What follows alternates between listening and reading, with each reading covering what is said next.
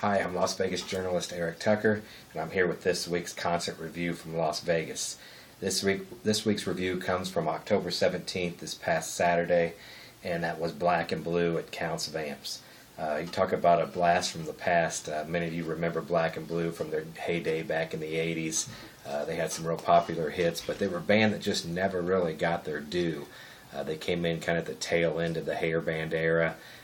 Talked with Jamie St. James, the lead singer. He said a lot of that was, they didn't get a lot of push, a lot of promotion from the record label and their management and things like that, because it was kind of right at that tail end of the hair band era where everything was phasing out.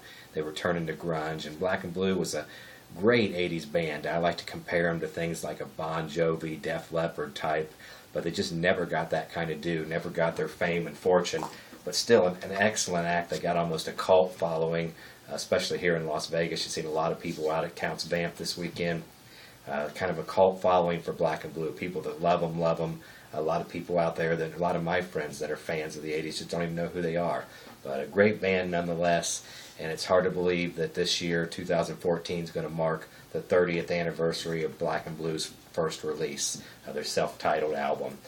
You could tell the band was here to support that album because they played a big, heavy set list.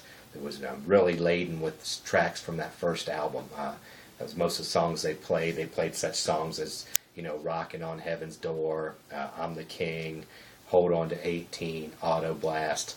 The set list was really mixed with a lot of songs from that first album. And I think they're doing that because they know the 30-year anniversary is right around the corner. Hard to believe that 1984 is going to be 30 years in the past here just this next year, but it is, and that's the year that their first album was released.